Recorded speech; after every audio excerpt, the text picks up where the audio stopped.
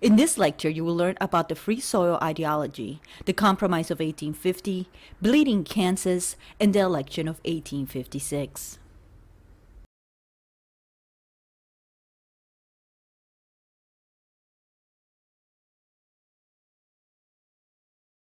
Southerners believed that slavery could not continue to thrive as an institution if they were not allowed to put more acreage under tillage.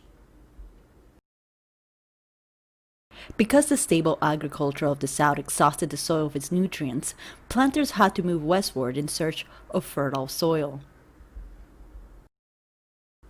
Preventing planters from carrying their slaves into the western territories will effectively destroy the institution. So limited it to where it existed, could exhaust the soil and force them to abandon staple crop agriculture and to emancipate the slaves.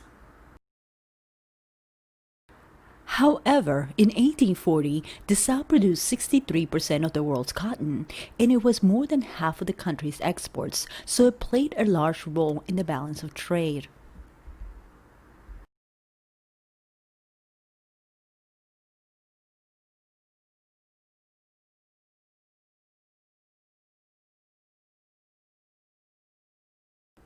On the other hand, Northerners also saw the lands in the West as essential to extending their way of life. Many in the North felt that the presence of slavery would degrade free labor and will entrench the plantation system in the West, which they hated. The idea of free soil was particularly important for those moving westward.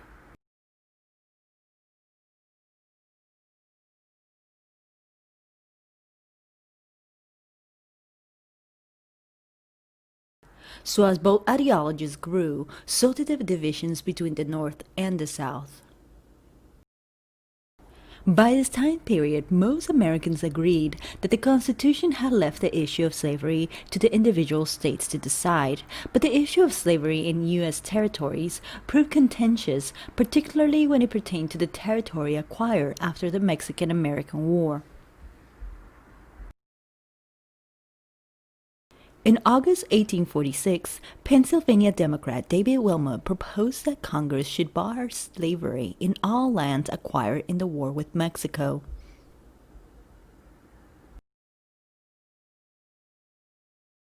Regardless of party affiliation, Northerners lined up behind Wilmot's effort to stop the spread of slavery. While the specter of new slave states alarmed most Northerners, the thought that slavery might be excluded outraged almost all white Southerners. However, Congress failed to pass the legislation related to slavery in the territories, and the unresolved territorial question became an issue in the 1848 presidential election.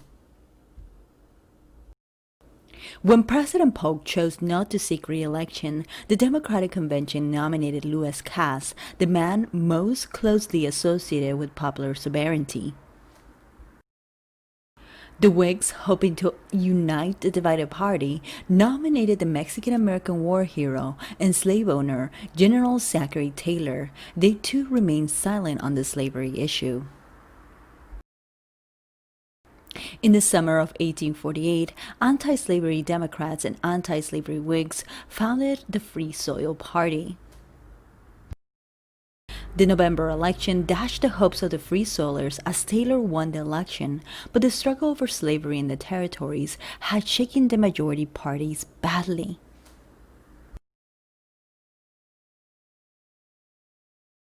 Then, when Taylor assumed office, he championed a free soil solution to the problem of slavery in the western lands, encouraging California and New Mexico, both of which had sizable anti-slavery majorities, to draw up state constitutions and apply for statehood as quickly as possible. Congress convened in December of 1849, beginning one of the most contentious and significant secessions in its history.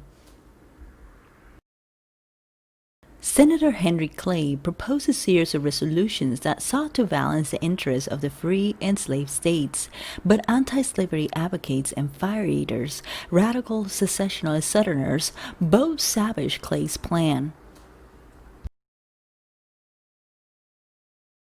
In May of 1850, a Senate committee considered a bill that combined Clay's resolutions into a single comprehensive package.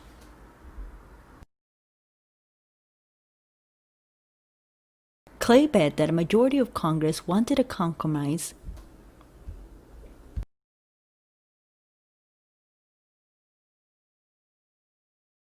After the strategy fell, Illinois Senator Stephen Douglas broke the bill into various parts and skillfully ushered each part through Congress. As part of the deal, Texas surrendered its claim to New Mexico, as well as its claims north of the 3630 parallel. It retained the Texas Panhandle, and the federal government took over the state's public debt. California was admitted as a free state with its current boundaries. The South prevented adoption of the Willow Proviso that would have outlawed slavery in the new territories, and the new Utah Territory and New Mexico Territory were allowed under popular sovereignty to decide whether to allow slavery in their borders. In practice, these lands were generally unsuited for plantation agriculture, and their settlers were uninterested in slavery. The slave trade, but not slavery altogether, was banned in the District of Columbia. The compromise redrew the map of the United States and created a more stringent fugitive slave law. In September of 1850, Miller Fillmore, who had become president when Taylor died suddenly in July, signed into law each bill, collectively known as the Compromise of 1850.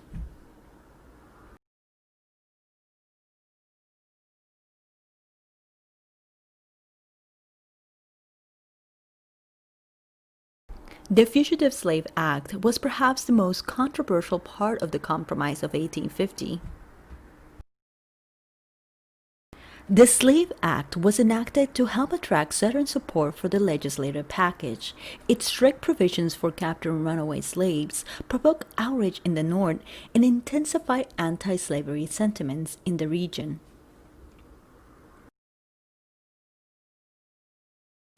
Brutal enforcement of the unpopular law had a radicalizing effect in the North, and to Southerners, it seemed that the North had betrayed the compromise.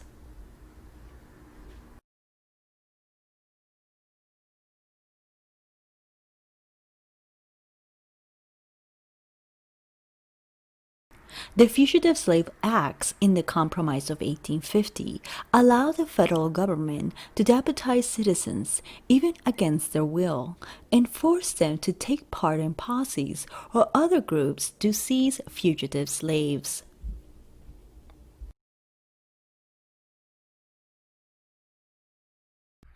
It also said that local courts could not adjudicate whether a person was a slave or not.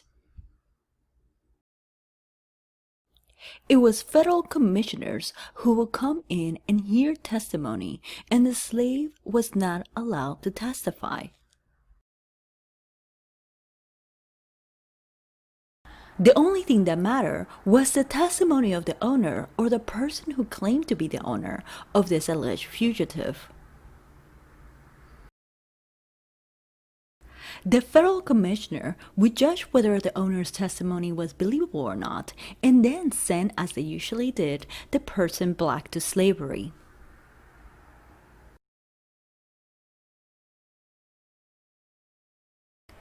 The issue of fugitive slaves, in a sense, became one of the most powerful weapons in the hands of the abolitionist movement.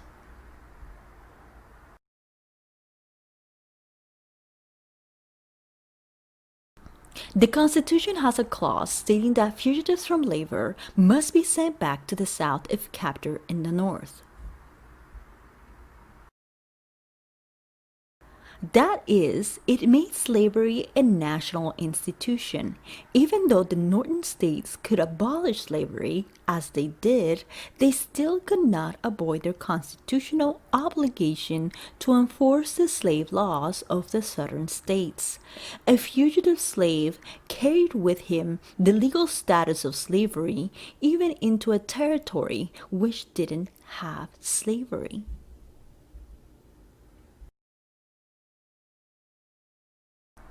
According to many in the North,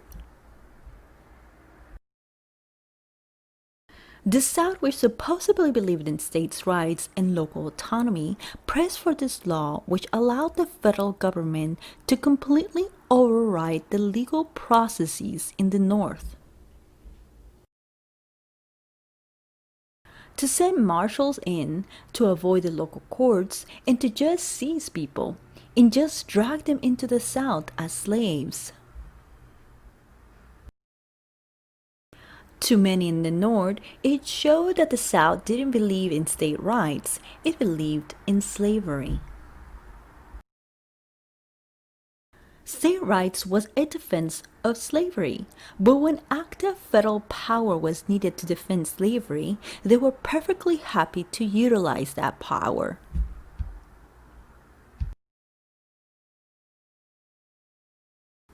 Another issue that will further divisions between the North and the South will be the Kansas Nebraska Act. In 1854, Senator Stephen Douglas, hoping to have the Transcontinental Railroad run through Chicago, introduced a bill to organize the Nebraska Territory, leaving the decision about slavery to the settlers themselves. Douglas's Kansas-Nebraska Act split the huge territory in half into Nebraska and Kansas.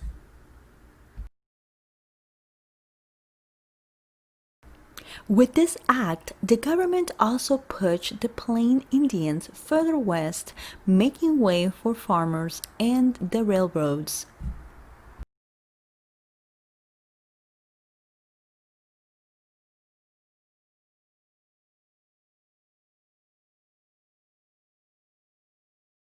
In Kansas, both free state and slave state settlers began to pour into the territory to vote either pro-slavery or anti-slavery.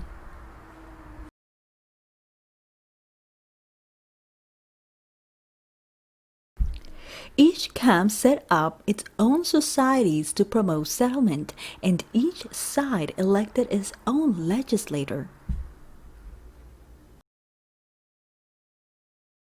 The result was a pro-slavery government established at Lecompton and an anti-slavery government at Topeka. Organized into two rival governments with both sides heavily armed, Kansas was on the brink of civil war.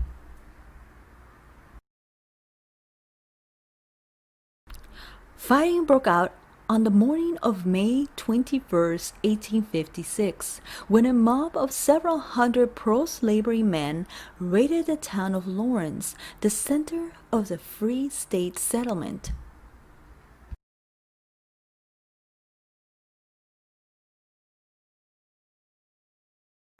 In retaliation, anti-slavery settlers led a posse and massacred 5 pro-slavery settlers. After that, guerrilla warfare engulfed in the territory.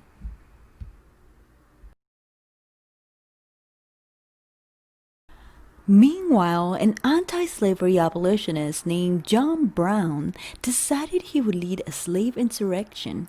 He and his sons decided to take over the U.S. armor in Harper's Ferry in efforts to arm the slaves.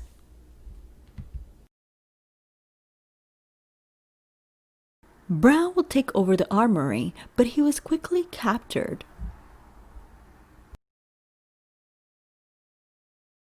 Following his attack on Harper's Ferry, John Brown stood trial for treason, murder, and incitement of a slave insurrection.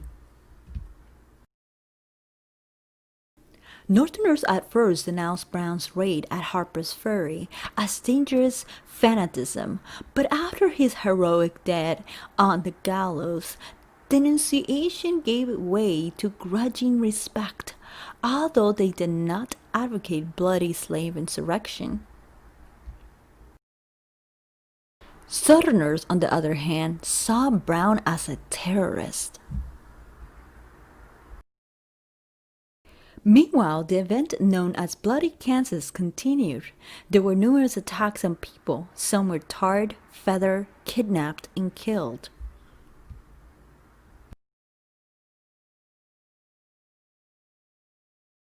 Eventually, 200 people died in Bleeding Kansas. While the violence continued to ensue in Kansas, several attempts were made to draft a constitution, which Kansas could use to apply for statehood.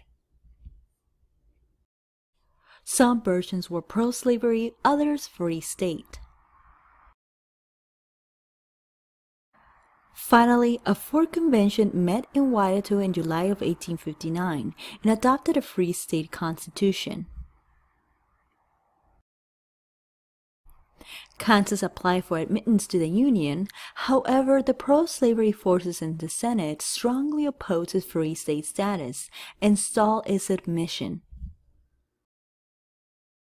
Only in 1861, after the Confederate States seceded, did the Constitution gain approval and Kansas became a free state of the Union.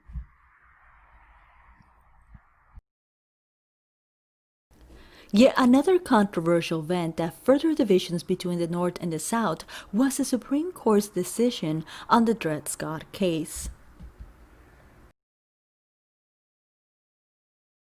The case revolved around a slave, Dred Scott, who sued for his freedom after his master died, claiming that he had lived in an area where slavery was outlawed for so many years.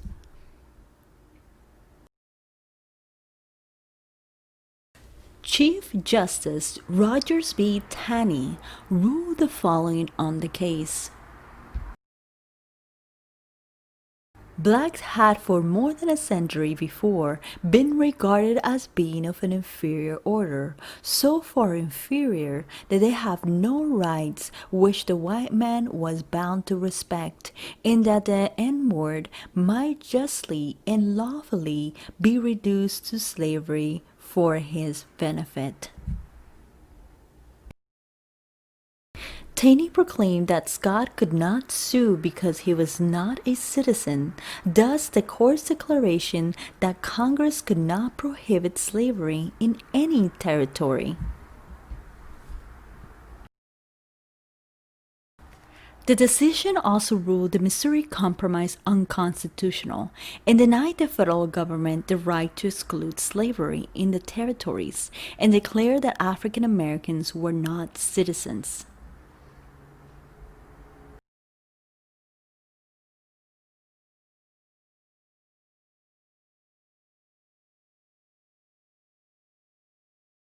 According to the ruling, blacks, slave or free, were not citizens and cannot sue in federal court.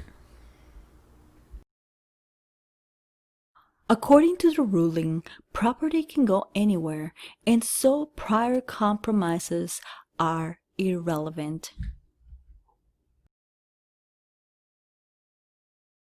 With its decision, the court validated the pro-slavery position that Congress had no authority to exclude slavery from the territories, which in effect declared that blacks were not citizens and had no rights. Republicans exploded in outrage at Taney's extreme pro-slavery decision, and the Young Party became energized. The issue of slavery had distressed the Whig Party as early as the Mexican-American War, and by 1856, after more than 2 decades of contesting the Democrats, the Whigs were hardly a party at all. The collapse of the Whig Party left the Democrats as the country's only national party. However, by 1854, the Democrats, although still a viable party, had become a Southern-dominated party. The breakup of the Whig Party and the disaffection of significant numbers of Northern Democrats set many Americans politically adrift, looking for a new alternative. The political orphans who opposed the extension of slavery into the territories united under the banner of the Republican Party. Republicans tap into the basic beliefs and values of the Northern public and champion free labor ideology, arguing that only by restricting slavery to the South could free labor flourish elsewhere. Women as well as men rushed to the Republican Party. They participated by writing campaign literature, marching in parades, giving speeches, and working to influence voters, ultimately nurturing the women's rights movement. The election of 1856 revealed that the Republicans had become the Democrats' main challenger and that slavery had become the election's principal issue. The Republicans adopted a platform that focused on making every territory free and nominated a political newcomer, John C. Fremont. The Democrats chose a Northern man with Southern principles, James Buchanan of Pennsylvania. The Democratic strategy helped carry the day for Buchanan, but Fremont did astonishingly well. Although it was a new, sectionally based party, the Republicans had seriously challenged the Democrats for national power. Invigorated by the growing sectional crisis over slavery, Republican politicians, including Abraham Lincoln of Illinois, faced both fresh challenges and fresh opportunities. Convinced that slavery was a monstrous injustice, Lincoln condemned Douglas's Kansas Nebraska Act of 1854 for giving slavery new life. Lincoln held what were for his times moderate racial views, defending black humanity without challenging white supremacy. Lincoln envisioned the Western territories as places for the poor to go to and better their conditions. He believed that slavery expansion threatened free men's basic rights to succeed and warned that slaveholders were engaging in a dangerous conspiracy to nationalize slavery. Lincoln's convictions that slavery was wrong, that Congress must stop its spread, and that it must be put on the road to extinction formed the core of the Republican ideology. A relative unknown and a decided underdog in the Illinois election, Lincoln challenged the incumbent Douglas to debate him face to face. The 1858 campaign against Douglas made Lincoln nationally known. Lincoln insisted that the nation would not survive forever, half slave and half free, and that Americans will have to make a choice as a nation and reject the idea of popular sovereignty, Douglas advocated. The Lincoln-Douglas debates centered on the conflicting definitions of freedom. Lincoln argued that freedom meant opposing slavery, and that the Founding Fathers had set the nation on the road to the eventual abolition of slavery. Douglas argued that freedom resided in local self-government and self-determination, and that each locality had the right to determine its institutions.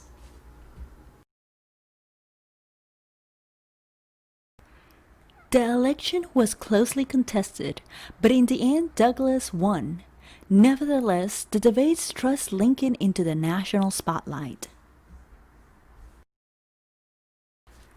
When the Democrats converged on Charleston for their convention in the next election, fire-eating Southerners demanded a platform that included federal protection of slavery in the territories. The Democrats then split. The Northern wing nominated Stephen Douglas for president, and the Southern Democrats nominated Vice President John C. Breckinridge and approved a platform with a federal slave code. Southern moderates refused to support Breckinridge and formed a new party, the Constitutional Union Party, to provide voters with a union's choice. The Republicans needing to make their platform more broadly appealing, expanding the platform beyond anti-slavery, advocating free homesteads, a protective tariff, a transcontinental railroad, and a guarantee of immigrant political rights. Lincoln will then emerge as the Republican Party candidate for president.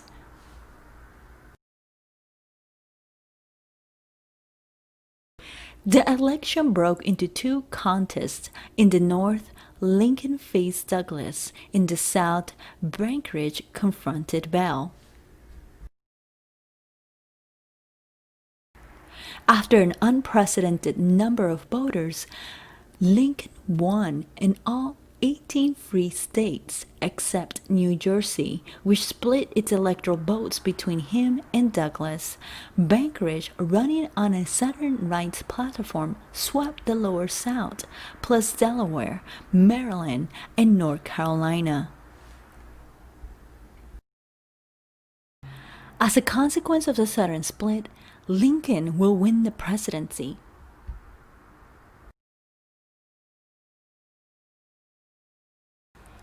Anxious Southerners immediately began debating what to do after Lincoln's election. Southern Unionists stressed the risk of secession. Secessionists emphasized the dangers of delay.